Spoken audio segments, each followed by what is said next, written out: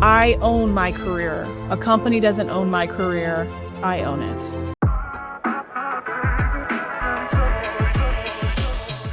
Hey squirrels, welcome to AVHD, where ADHD isn't some clinical diagnosis, it's just life. I'm AV, your always honest tour guide through this beautiful mess. Over here, we're not about fixing yourself. We're about figuring out how to actually enjoy your life as you are.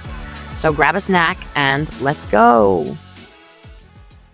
You gave a company your entire self, your best hours, your best thinking, the version of you that actually had it together. And then one bad stretch, not even your fault, and they spit you out like you were nothing. And here is the thing that we don't often talk about, squirrels. That wasn't a betrayal of a deal you made. There was never a deal. You just believed there was a deal. So today we're talking about what you build instead and why the chaos everyone's terrified of right now might be the exact conditions that your brain has been waiting for. My guest today has spent more than 13 years inside corporate product strategy. The person that companies trusted to read the market, to test the thing, to gather the data, to figure out where everything actually fit. And then in 2023, she got laid off, went on what she lovingly calls a one-year rage bender, and came out the other side with something far more useful than anger, a framework. She calls herself a product strategist turned career strategist. And she's coined a term that I think you're going to be hearing everywhere soon, the iterative career. She works almost exclusively with neurodivergent women, and her whole philosophy is the opposite of what every other career coach sells you. She does not teach you how to fit the mold. She teaches you to become the strongest, most unmistakable version of yourself.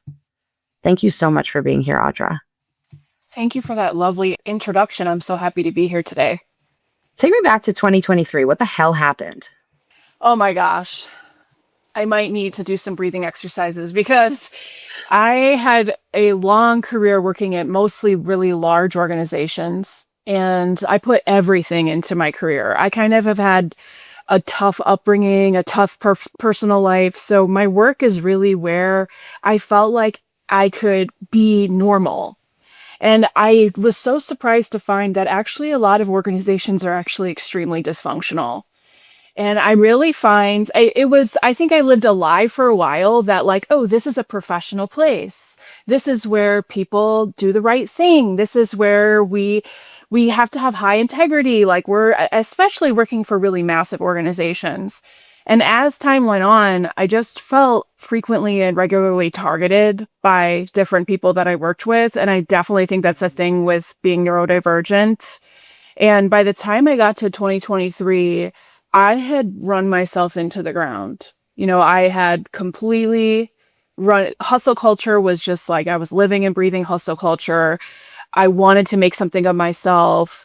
And I had a lot of personal things going on at the same time. And I felt like all of the burnout hit me all at once. And I felt like as soon as I wasn't useful to the organization, even though I pretty much gave my life to large corporations, I was just discarded like I was nothing, like you said. That feeling, there's something about that I hear a lot from people. There's a betrayal between you and the workplace. Oh, massive. But then you also say we never really even had a deal. Yeah. So what's the balance between those? Right. What I realized, I think when you said I went on a rage bender, which is so true. I felt so betrayed because I realized that there was such a lie. And that's why I went on to make so many different videos after that on TikTok mostly. I was just talking about how, you know, the whole thing where they say they want the change makers, they say they want the people that are going to make a difference. What they really mean is they want compliant people. They want box checkers. But I feel like they want to bait and switch the people that really want to make a difference in the world and really want to do important, meaningful work. And the kind of people, a lot are neurodivergents, that are going to see problems within the organization and they're going to not want to let them stand. But you realize it's almost after you leave and you get spit out where you kind of feel like you were in a cult. And once you leave and you're outside and you're not swimming in the environment anymore is when you start to say to yourself, oh, that was really messed up. And I kept making the joke, why is corporate America more toxic than my family at Thanksgiving? It shouldn't be this way. What are some of those cult messages? What are some of those rah-rah feelings that get shared? So I am not a cult expert, but I feel like I'm a lived experience narcissistic abuse expert. And I've been in a lot of narcissistic families because it's just how it goes. And I feel like a big problem is that there's just a lot of unspoken rules. So you feel like it feels like it's in the air and you know you're always doing something wrong, but nobody's overtly telling you you're doing something wrong. So it's like you have to play by a playbook that you don't even know is there.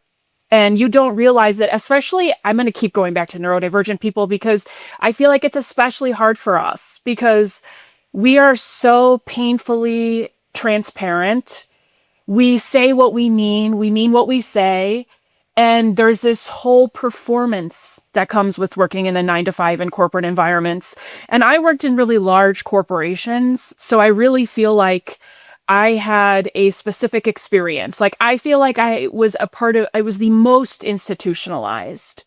So that thing with those unspoken rules, like the other thing is it does operate like the toxic dynamics of a narcissistic family, or which can be like a cult where there is the most dysfunctional person runs the show and everybody else is dancing around them. And a lot of times those most dysfunctional people are the people that rise to the top.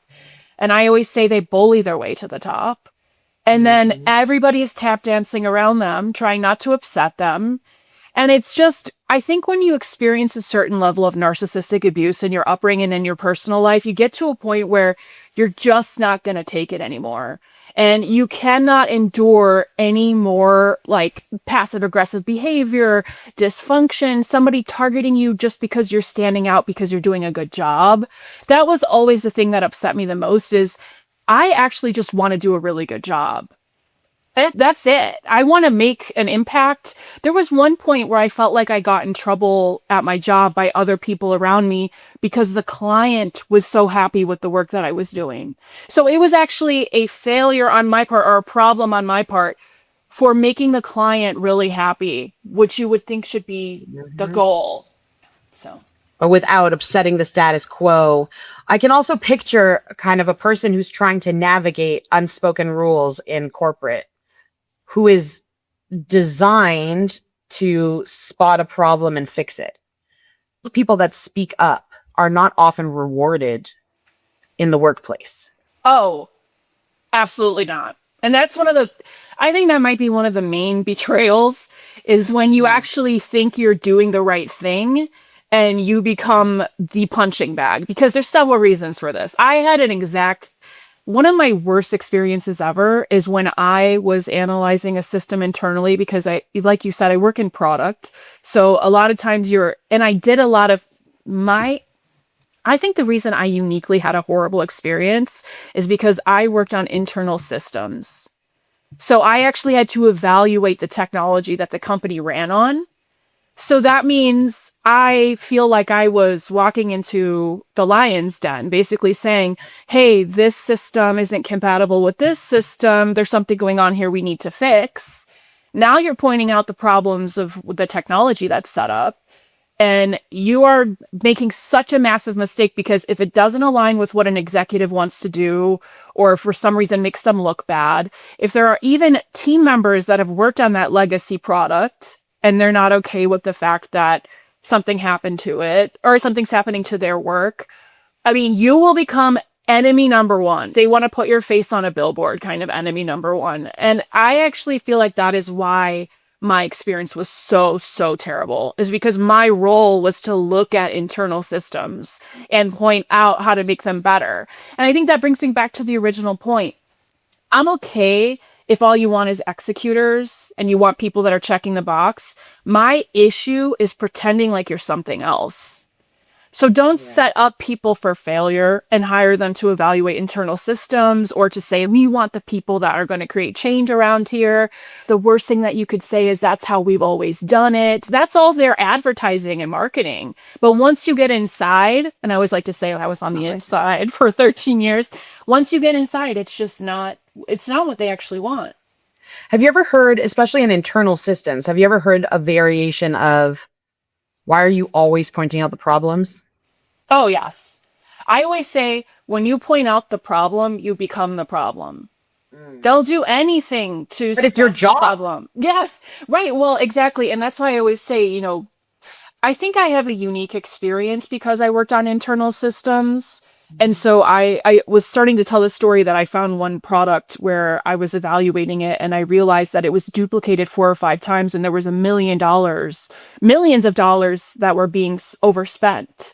Oh, when I tell you that was the most pummeled I've ever gotten, I think it was because either it would reduce the responsibility size for some people, or it would make the organization look bad, that department look bad because there was such a massive spending error that nobody else caught.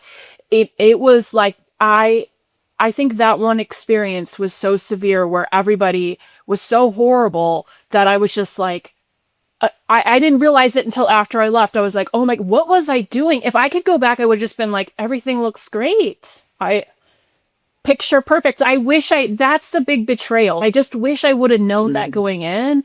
And I think it is my neurodivergence that just made me unable to see it. And then I got into a certain point where I realized, I think this happens to a lot of us, where it's like, even now, even if you put me back in, I still think I would be feeling like, well, I can't just do this tap dance. I physically and mentally cannot do it.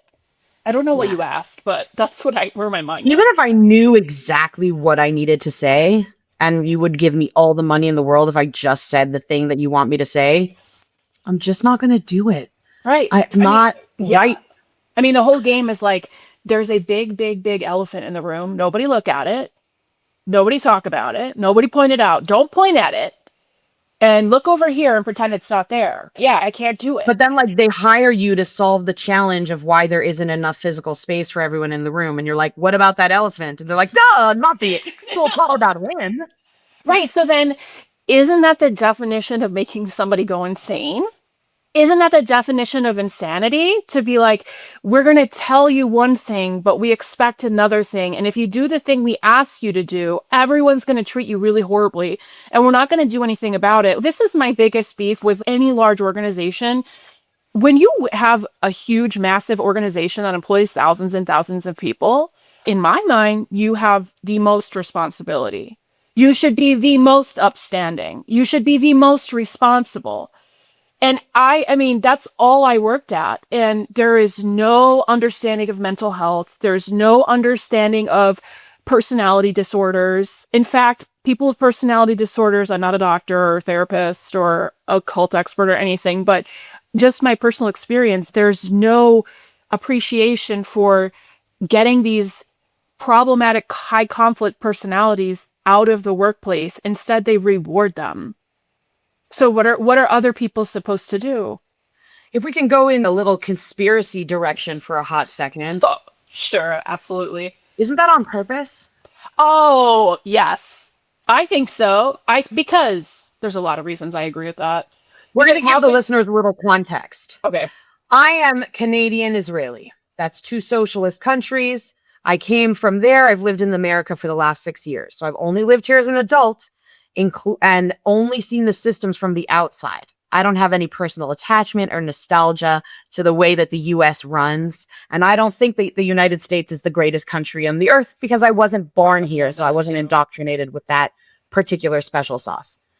And Audra is coming from the inside, from what corporate America really looks like. So if anybody has been hesitant to listen to what I'm saying because I'm an outsider in corporate America, which thank God, because I think it would have chewed me up and spit me out, or I would have chewed them up and spit them out one way or the other. Probably I would have been the collateral damage in that scenario.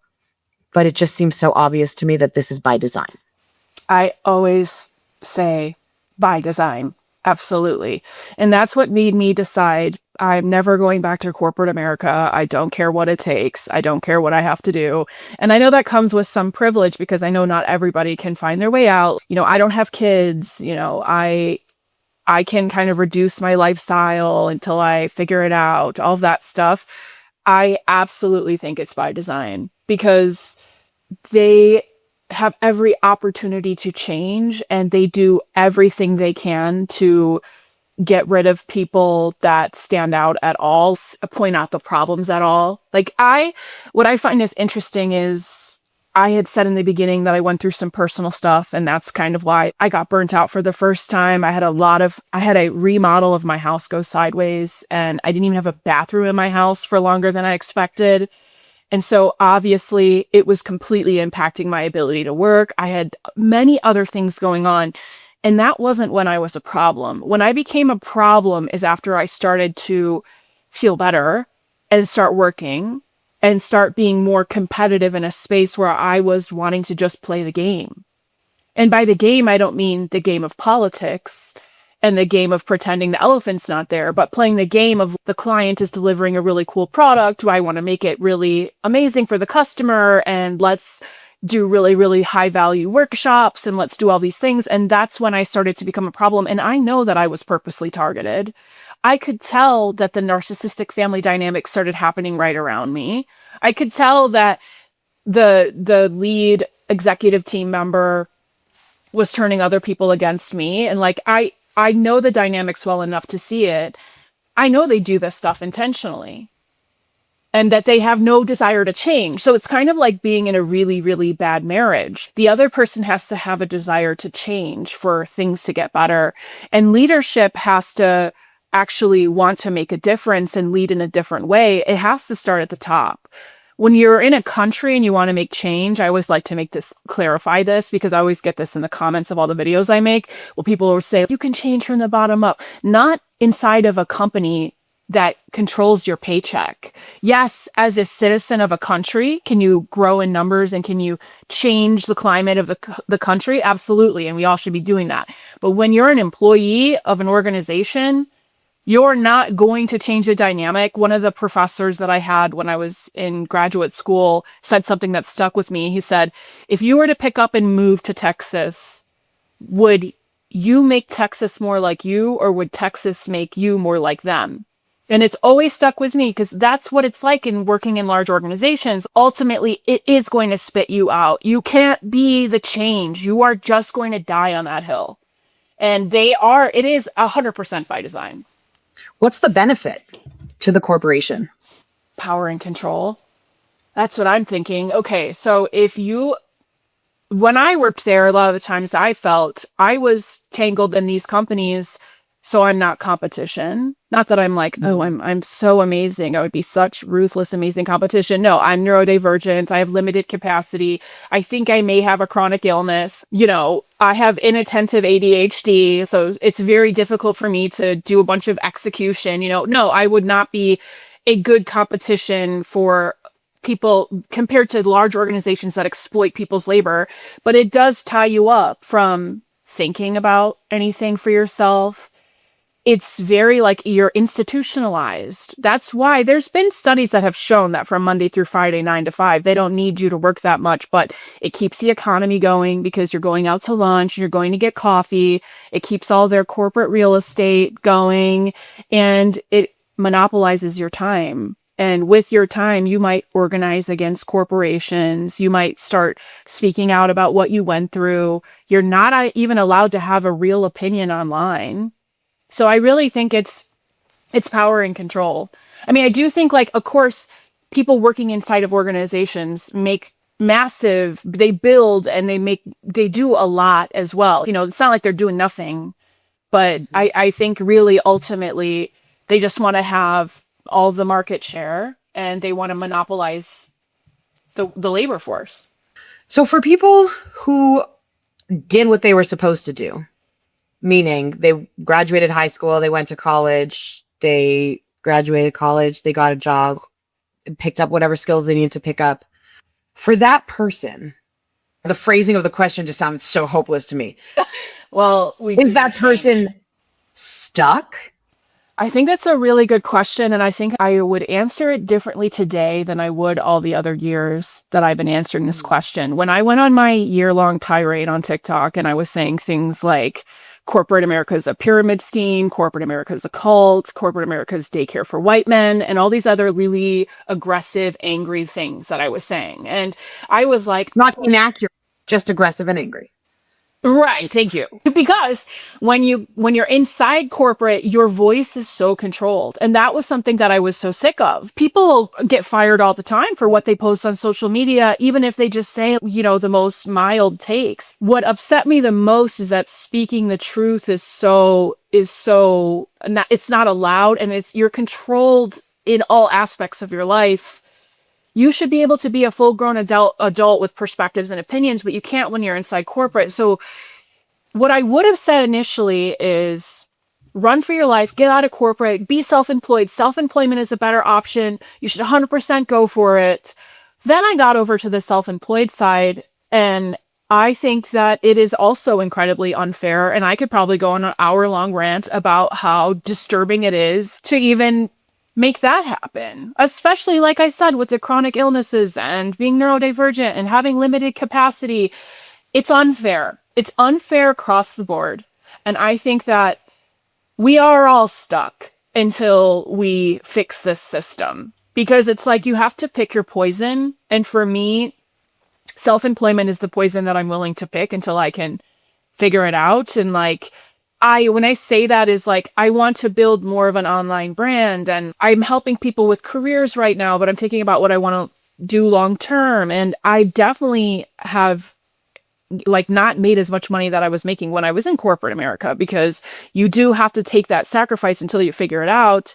And once I got to see that side of it as I've been doing this, I was just like, wow, I really do not like how unfair this is, and how most people can't do that. They can't take a pay cut because they have kids.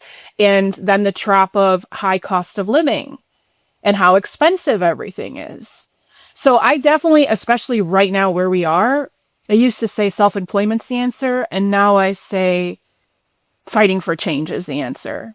Especially in the United States, the fact that we are one of the only countries that doesn't have healthcare, single pay healthcare, is just so astonishing. That's the other thing about social media, as you start to learn those things. And so I really feel like cost of living has to come down, wages have to go up, we have to have healthcare that's not for profit, and those are the things that are going to make it fair for everybody. And in the meantime, what about the individual? I think in the meantime, for the individual, I think you'll agree with this. For me, finding some route out and not working in a 9-to-5, I think saved my life. I think if I would have kept, no matter how it turned out, I was in such a high control, high power control, miserable environment that there were so many abusive people. I ended up in consulting at the end, which is the worst of the worst, it feels like, where there was the most. People were saying it's like a shark pit, which I completely agree with. And so I think if you're in an environment that is making you that sick, there's permanent physical damage that can come from that to your nervous system. And if you've got to get out because the environment is so toxic that it's killing you, that is what happens to people, then get out at all costs. And then I think for other people, it's really about, I would say, I would never recommend just jumping without a plan at this point in time, personally, because I think people have to, you may not even know what you want or who you are. That's what happened to me. I realized, I have no idea what I want to do. I had only worked for large corporations for forever. So I had no idea what I wanted to do. I didn't know who I was, what I was interested in, what I was strong at. I was so lost by the end because I had gotten so crushed by the end. And I even had to go look at old reviews to reflect back on when I first entered the corporate system.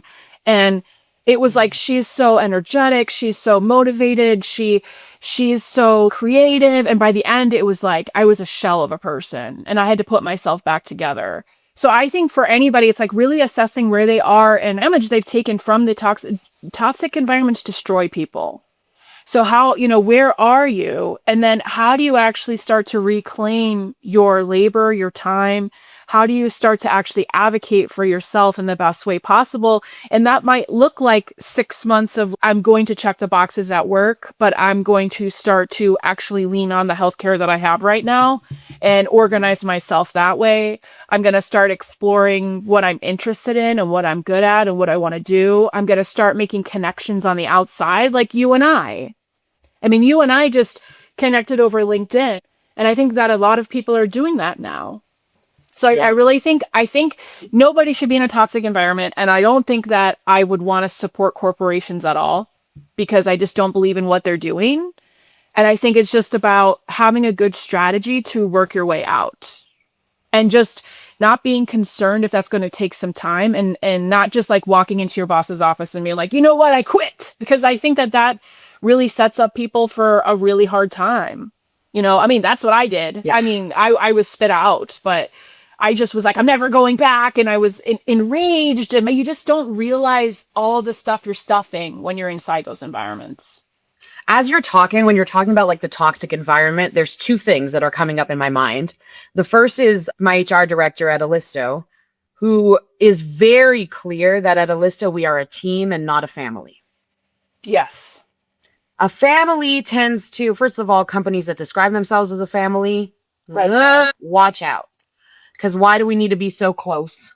Why do you need to rely so much on my grace? Why do you need to rely so much on my goodwill? If we're a team, there's expectations, there's adherence to expectations, and then there's filling in the gaps if there's any delta that needs to be filled in. In a family, we don't have to apologize. We're a family. We all understand. We all know. No, we're not doing that in corporate, nor should we do it in our families. But we're definitely not doing it in workplace.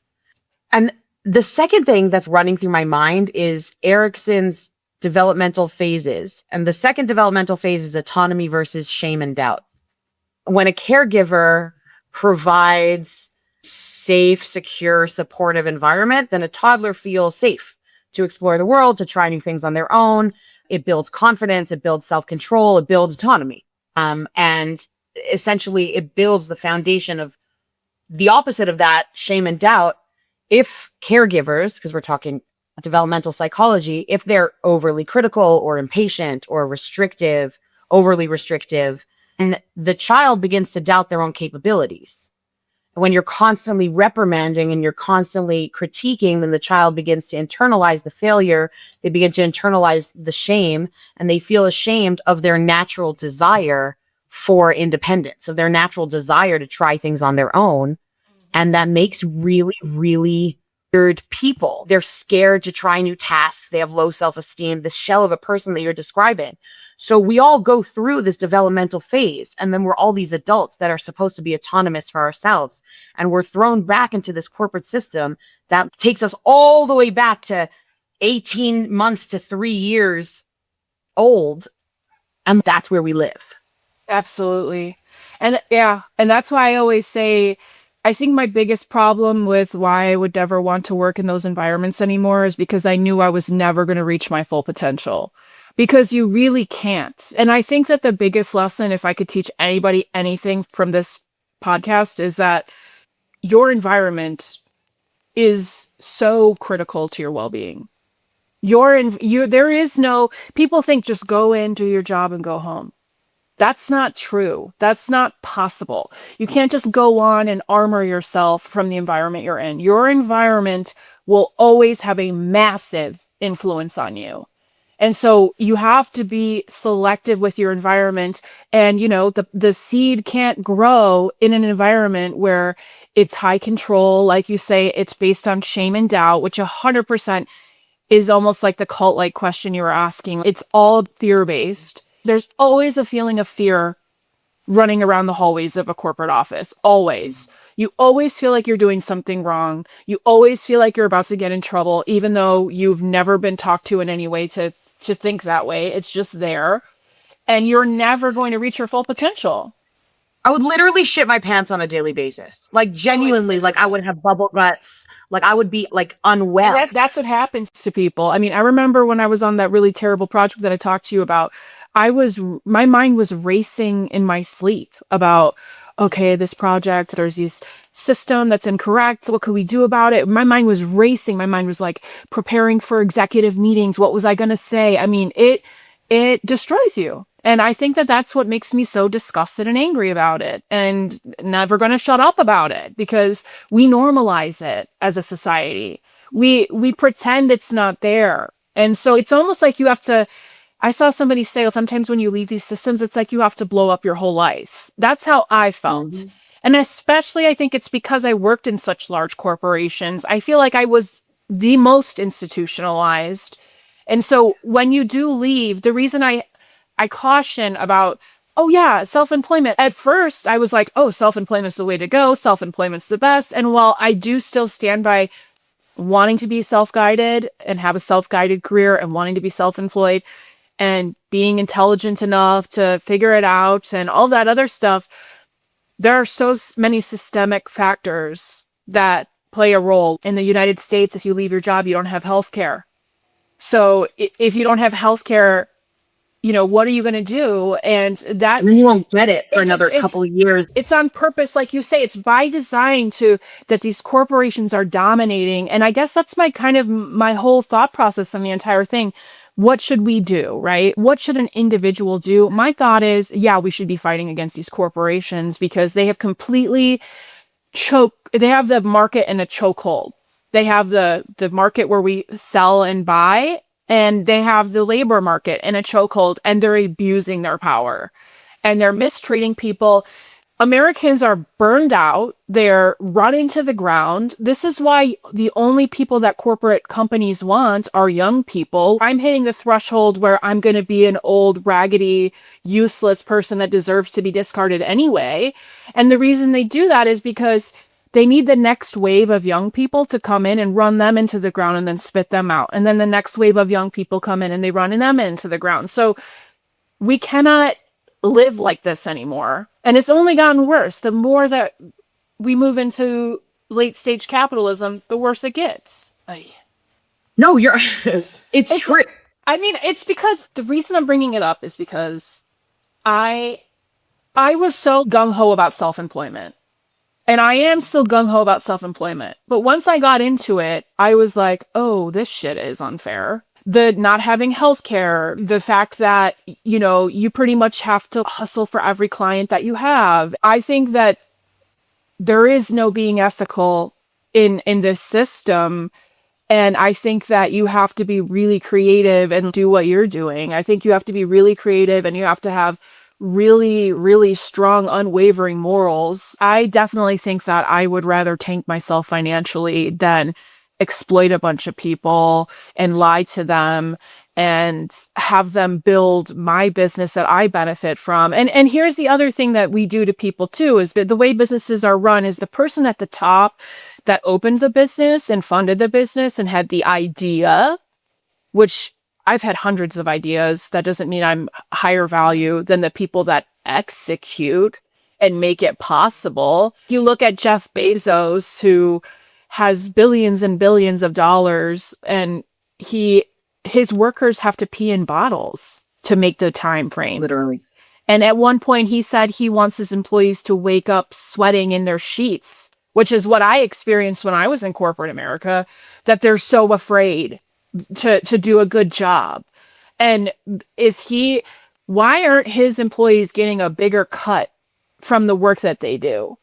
Why is he getting all of it because he had an idea and some of mommy and daddy's money to get the thing going? And that's the other thing. All these people, they say they're self-made, but they're not actually self-made. And so that's the thing. What we're basically asking of neurodivergent people like us is to be self-made. Hop from corporate, a system that intentionally has a chokehold on the market, a system that is intentionally making it difficult to get healthcare. That's why it's tied to the job. And they're purposely trying to prevent you from doing this, and be self-made in a system where they cheat, lie, steal, and the self-made people were funded by mommy and daddy. And then you're a failure if you can't hack it when the system is rigged. And yes, definitely the justice sensitivity and the fairness thing makes me the most upset. And I don't want this to be an episode where everybody's, oh, we're screwed and there's no hope. I'm not trying to say that. I'm trying to say, hope. Don't worry. we need to focus, and the focus should be dismantling this system. Corporations need to be held accountable. Corporations have way too much power and way too much leverage. And when they have all the power, they abuse it. And so we need the system to be operating and be more fair, because a bad system will beat a good person every time. That's my philosophy. I cannot stop thinking about the Shawshank Redemption Yeah. as you're talking. And I don't know if it's because you said institutionalized. I'm like, that's where my Right. brain went. Yeah. But in the Shawshank Redemption, you have Red and you have the main character guy. He broke out of prison. It took him 20 years to tunnel through the walls. He crawled through a river of sewage to get out of prison, and ultimately ended up in Mexico. And Morgan Freeman joins him in the end, and it's awesome. That storyline of I am in this thing, so I am going to make the best out of it. And I'm going to do absolutely everything I can. I'm going to use my skills. I'm going to teach other people. I'm going to build a prison library. I'm going to, all of that, you can put your head down and do that until the day that the break comes and you're like, wow, they don't care about me. And at that moment, he decides to break free. Mm-hmm. But even before that, before the prison break, I see Andy as having an iterative career. And the other prisoners are just like working their life. You're assigned a job in prison. That's the job you work. You work that job until you're released. Not Andy. He was like, what can I do? Who can I be? Exactly. Where can I see? Where? So that allowed him in this movie to hold on to hope long enough to be able to tunnel through prison walls with a spoon or whatever it was, like a tiny little chisel. What can we do in corporate America? Because we need to pay our bills. Right. How do I maintain that hope? I think the first thing that anybody should do is recognize the system that they're in. And I think that by itself takes a lot of strength, because somebody basically has to say, they don't care about me, and I still have to show up here every day. But it's better than, and it's almost like, what I see a lot of people do that I have worked with that have stayed in corporate, and they know they have to stay in corporate for whatever reason, their logic is always sound. The women that I've worked with have always been insanely intelligent, highly emotionally intelligent. That's never been their issue. Their biggest issue is working in a system that's not designed for their neurodivergence. Because if you're autistic, and I know there's way more under the umbrella of neurodivergent, but I often am working with women that are autistic or ADHD. The system is not designed for you. I remember ADHD being a huge problem in corporate, because a lot of it is kind of like the execution, check the boxes activities that I'm the worst at.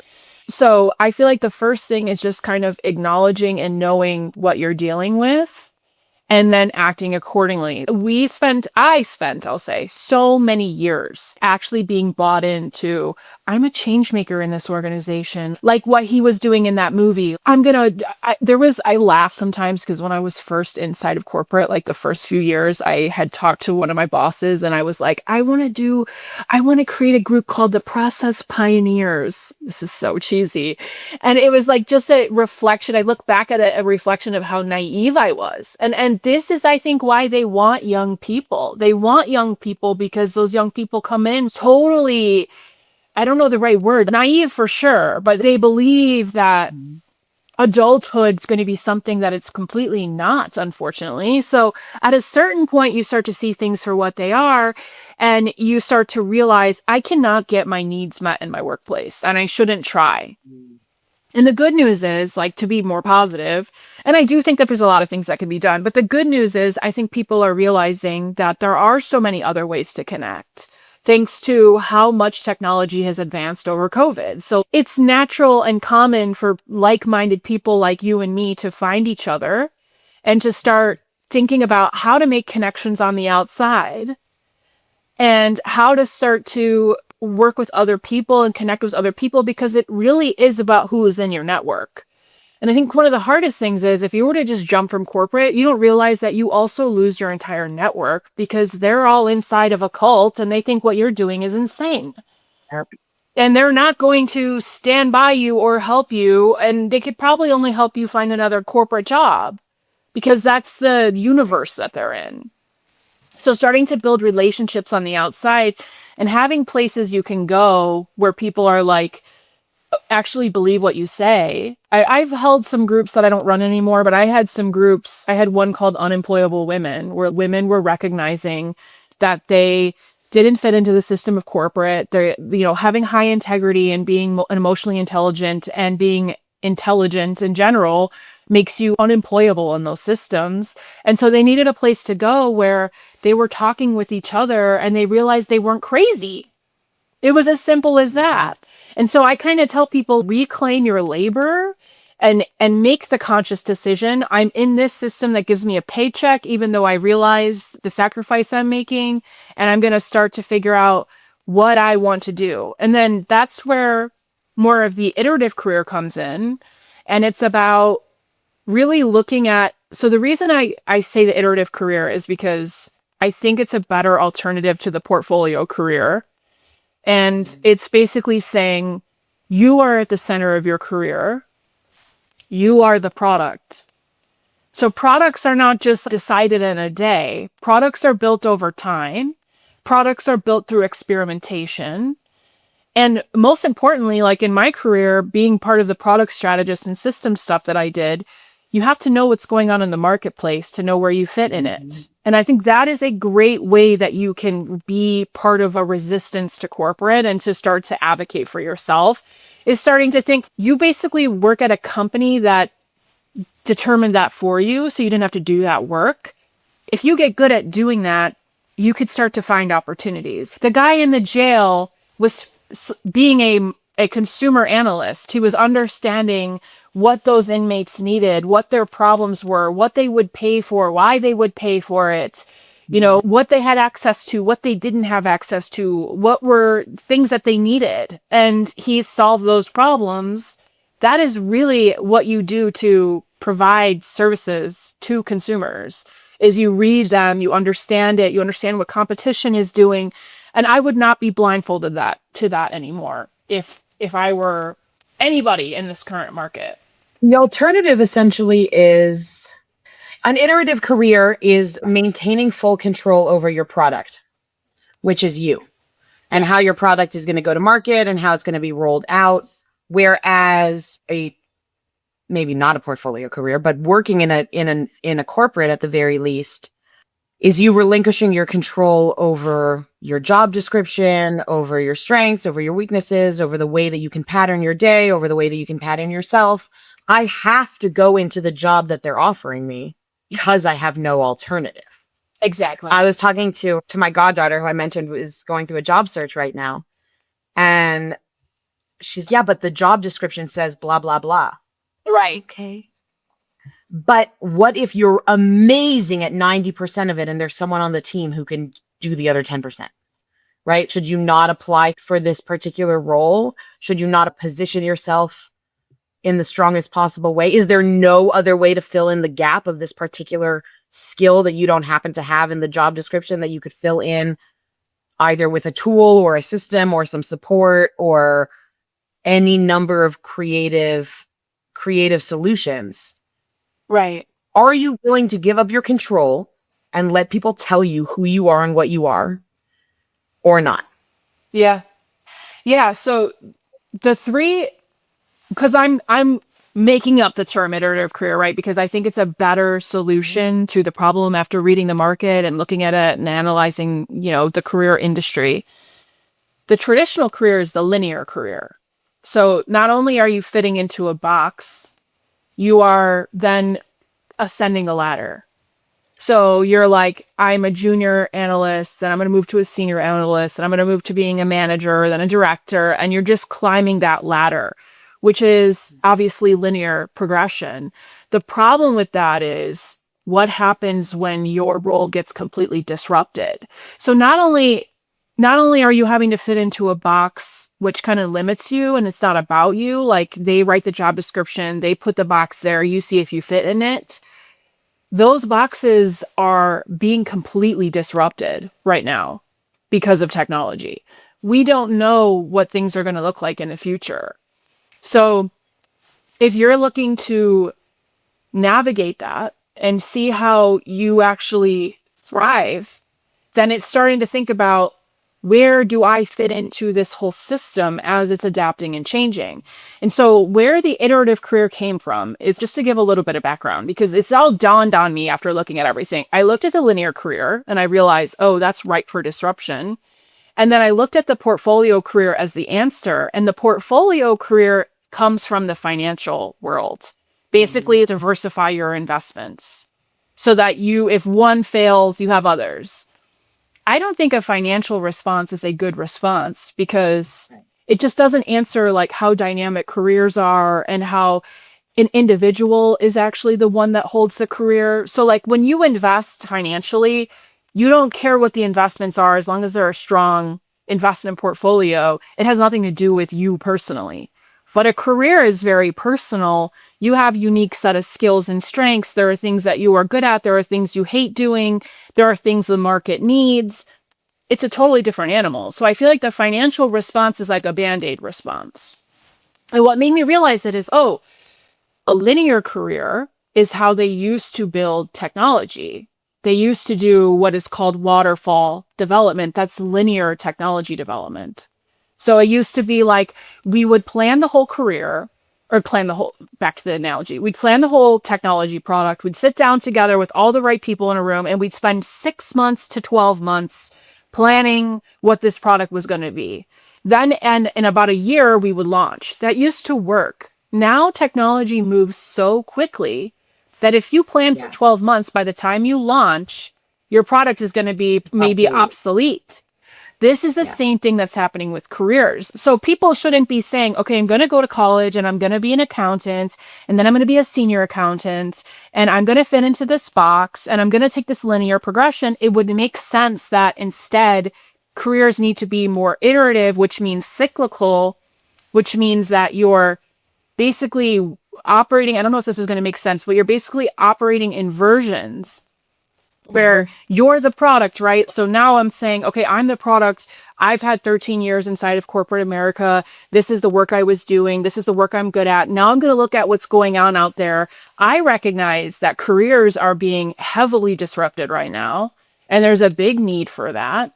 And it goes in line with my product development expertise. It goes in line with my system analysis skills. And I like working with people. This is something the market needs right now. This is something consumers want and are troubled with right now. This is the market I'm going to enter.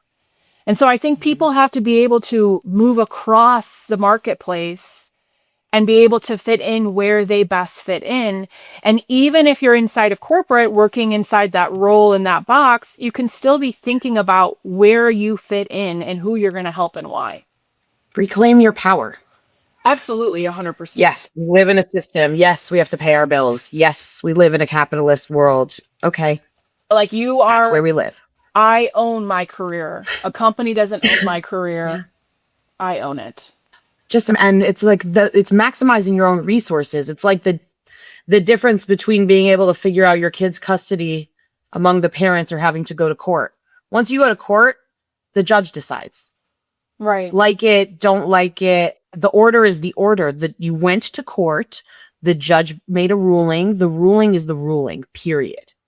So before we go to court, we research, we get a lawyer, we do whatever it is that we need to do to prepare ourselves best for the situation that we're going to be in, where a final decision is being made on my behalf. But if I have the ability to go to a arbitration or a mediation or to work it out myself without going to court, I'm keeping the control in my hands. Although custody still needs to be decided. Both parents still need to feel that it's fair and everybody needs to work together and we all need to come out on the other side fine. Am I going to be the one to make this decision? Or is the family court going to be the one to make this decision? And once the family court makes the decision for you, there's no going back. Right. You live in their world. We are so willing and ready to give up our information, to give up our control, to give up our data, to share where we are at any given time, without realizing that we are the product, we are the asset, we are the benefit, and we are the thing that makes the whole thing go. I think I really think it's like I think learned helplessness is a real thing. It's something that I had to get over, where if you're in a high control environment, I mean, I guess, this is the one thing that makes me say, don't just jump unless you really know what you're doing and what you're jumping into, and that you are ready for potentially things not kicking off as quickly as you expect them to, and things like that. Is a big thing, is that learned helplessness. If you've been really institutionalized for a long time, you start to believe that you don't have agency anymore. So I even think taking your power back, a lot of the things that I say is that you should gain career agency and recognize that you have power over your career, that you claim what happens next. And yes, the system is unfair and we need to change it, but believing that your action can actually have impact. Why wouldn't you feel like it doesn't if you work inside a company that constantly thwarts your voice and plans and tells you, you can't do it, you can't do it? You do that enough times, learned helplessness is a natural outcome of. That's why I say the environment is so important. Because if you get to a point where every time you try to make a change inside your company and you work for a really big company, it's really bad. If you get to a point where every single time nothing happens, this would happen to any creature. They would eventually feel like their decisions and their doesn't make a difference. And when I left, I was like, oh, wow, every decision I make has to be impactful. I can't just kill time. I have to believe that what I'm doing is actually going to make a difference. Unlearning that is like, you don't even realize you're compromised by that, because that's what environments like that do. So it is like a realizing I have to take my agency back. I do have agency. I can make a difference. I just can't make a difference here. And so I need to figure out how I'm going to reclaim my career. My career is mine. I may be in a system that's completely unfair, but for me, it's like, I think that we have massive change coming. That's the good news. I think that we're hitting a breaking point where the wealth inequality is just too insane to sustain. Corporations have gotten way massive. They're at a point where they're destroying their own brands because they can't stop seeking more and more profit. So like at a certain point, they're really creating their own demise. And I think new times will break open. And I think timing matters. And so I think anybody, like maybe right now when it's the most constricted and the most complicated, somebody should hang on to their job. But you're almost becoming like a rogue agent inside of your own organization and nobody needs to know about it. And then move in the shadows. Yeah, like move in the shadows. And I know that this isn't completely realistic, because the way the system is designed is to take all of your time and energy. And a lot of people get home exhausted. They spend the whole weekend recovering, especially like anybody that experiences burnout. I still believe every little piece matters that you can do. Especially even if you just make the decision, I know we already talked about this, but even if you just make the decision, like, you cannot be sincere to the insincere. So stop being sincere to the insincere and start actually doing what's going to make a difference for your life, and start advocating for yourself in whatever way that looks like. Like I would first offload anything that you can offload. I'm transactional now in my company. I check the boxes that I'm supposed to check. I'm not a hero. I'm not going to save this place. I'm not going to change the world. I'm not going to be like the American dream story where I like rags to riches this place, which so many people are like delusioned into because of propaganda. And I am going to... Well, so you can rags to rich whatever you want, but there's only one guy at the end that benefits from that. And it's whoever owns the company. Exactly. Yeah. That doesn't help us as the little people. But no, and we're not little. This is where the betrayal, this is almost full circle, because this is where the betrayal comes. You pour your heart and soul. Like, this is what happens in any narcissistic relationship that a person is in when they are not the narcissistic one. You fall for the lie for a really, really long time, and you you agonize over the relationship to a point where it is the most intense suffering one could endure. You are willing to undergo the most intense suffering to make the relationship work, and you give your all and you throw yourself at it. You throw yourself at it. And then in the end, you find that they didn't give a shit the whole time. And then you have to pick up the pieces, and the one that's carrying the bag is you. And then you realize like all that stuff that you created of this relationship mattered and it was worth fighting for and they care as much as I care was all a lie. And so there is no reason to do that to yourself. And again, it's not okay. You can't have, I say corporations are narcissism at scale, and you cannot have a fair relationship with a narcissist. So Because it's not about you. It has nothing to do with you. no, like there's always going to be an attempt to exploit. They will get their claws into you. So if you're in a place that's so toxic you can barely function, that's a different conversation. But if you can at least tolerate the environment that you're in, then it's about reclaiming and refusing to buy into the lie as much as you can. Audra, now that we took it full circle, for everyone listening, specifically the women listening who are nodding their heads off, where can they find this iterative career work? Yes. Oh, so I have a whole website explaining everything because I feel like I just wanted the information out in the world. It was kind of like it's a full summary of what an iterative career is, why it's different than a linear career, why you should build one. It's at iterativecareer.com, just to make it easy to find. So that's the easiest way to find me as well. I have a little bit of information about myself on there too. Perfect. And we'll have all the links for y'all in the show notes as well. Just before I let you go, Audra, your tagline, say it because I love it. Oh my gosh, it's so funny. I'm blanking because I have a few. I'm not sure if this is like your official tagline or if this is just the one that you were into with the data they were taking. The best So let's careers. see. I don't know. Now it feels like a test. Or is it different than that? Yeah, right. Like I always say, finding your career is treat it like a discovery process. You know, not, oh, I'm going to leave corporate and I'm going to be a consultant. Instead, you're like, okay, what am I good at? Why am I good at it? Yeah. So I definitely think you discover your career. And be curious about yourselves. You're interesting.